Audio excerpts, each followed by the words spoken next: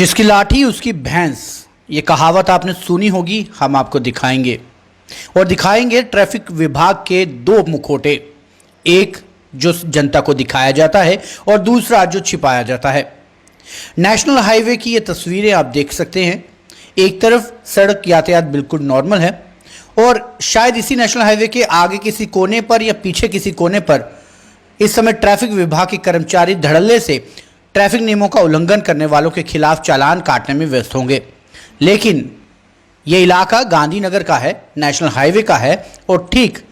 Women college Gandhinagar से पहले convent school का है। इस तस्वीरों में आप देख सकते हैं कि एक तरफ यातायात नियमों के तहत चल रहा है और दूसरी तरफ यातायात की धज्जियां उड़ाई जा रही है, नियमों की धज्जियां उड़ाई जा रही है। ये धज्जियां उड़ाने वाले कोई ऐसे शहरी नहीं जिन्हें नियमों के बारे में पता ही नहीं। ये वो शहरी हैं जो किसी अच्छे परिवार से ताल्लुक़ रखते हैं, कोई अच्छा बिजनेसमैन है और कोई सरकारी मुलाजिम है, बड़ा बाबू है, बड़ा अफसर है या फिर खुद कोई पुलिस ऑफिसर ही है। इन गाड़ियों में आप पुलिस ऑफिसर्स की गाड़ियों को खुद देख सकते हैं। अब आलम यह है कि ये गाड़ियां ना केवल यातायात नियमों की धज्जियां उड़ा रही हैं, बल्कि इन्हीं गाड़ियों की वजह से लगे हुए जाम से आज एक तीमारदार की जान भी शायद जाते जाते बची। ये तस्वीरें जब हम शूट कर रहे थे तो एक लंबा जाम आप पीछे देख सकते हैं जो गांधीनगर कॉन्वेंट स्कूल से लेकर सतवारी तक लगा हुआ था और इस बीच इस जाम के बीचों बीच एक एम्बुलेंस फंसी हुई थी जिसमें एक मरीज तड़प रहा था और एम्बुलेंस अपने सायरन के साथ दाएं या बाएं निकलने की कोशिशों में लगा हुआ था। लेकिन उसके बावजूद कॉन्वेंट स्कूल में लगी ये गाड़ियां उस एम्बुलेंस को यहां से जाने के लिए इजाजत नहीं दे रही थी।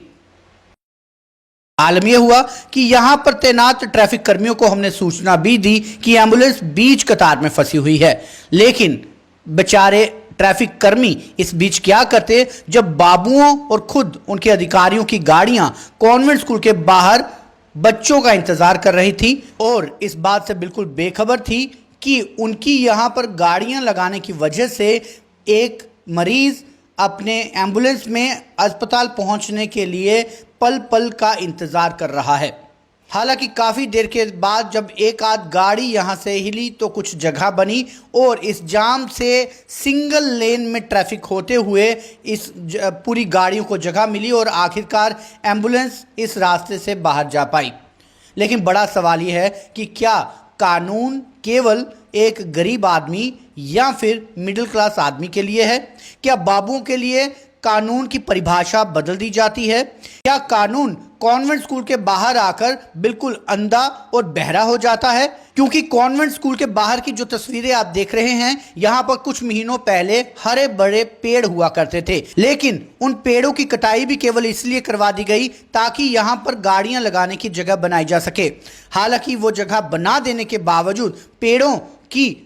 बलि दे देने के बावजूद भी अब यहां पर ट्रैफिक नियमों का उल्लंघन करने वाले बड़े बड़े बाबुओं और अधिकारियों का साहस इतना ज़्यादा है कि अब वो उस पार्किंग स्लॉट को छोड़कर फर्स्ट लेन, सेकंड लेन और थर्ड लेन तक को जाम कर केवल अपने दबदबे का एहसास आम जनता को करवाना चाहते हैं। ऐसे में बड़ा सवाल यह है कि जब कोई रेस्टोरेंट या फिर किसी तरह का अन्य प्रतिष्ठान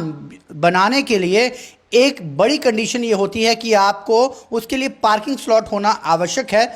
तो ऐसे में इस तरह के स्कूलों जो कि बाहर जाम लगाकर बाकी लोगों के लिए दुविधा का विषय बना देते हैं, आखिर उनके पास जब भीतर ग्राउंड मौजूद है तो वो इन गाड़ियों को भीतर के लिए इजाज़त क्यों नहीं देते या फिर इस तरह का प्रावधान क्यों नहीं करते ताकि बच्चों को पिक एंड ड्रॉप सर्विस करने के लिए उनके ग्राउंड जो कि स्कूल के भीतर है वहाँ पर इस्तेमाल करने की इजाज़त दी जाए और बाहर सड़क जो है वो यातायात के लिए छोड़ दी जाए। इसका एक और भी बड़ा उदाहरण यह है कि इस कॉन्वेंट स्कूल के बिल्कुल सामने एक लेबोरेटरी भी हुआ करती थी जो कि बहुत ही ज़्यादा बहुचर्चित थी, लेकिन उस लेबोरेटरी को भी सिर्फ इसीलिए बंद करवा दिया गया क्योंकि वो कानूनी प्रक्रिया से काम नहीं कर रही थी। तो क्या ऐसे में जब वो लेबोरेटरी काम न करने की वजह से उसे बंद करना पड़ा, तो क्या उसके ठीक सामने कॉन्वेंट स्कूल नियमों के मुताबिक अपना सारा काम कर रहा है? यदि ये स्कूल नियमों को ताक पर रखकर काम कर रहा है, तो ऐसे में यहां पर जाम की स्थिति पैदा करने वाले बड़े बड़े बाबुओं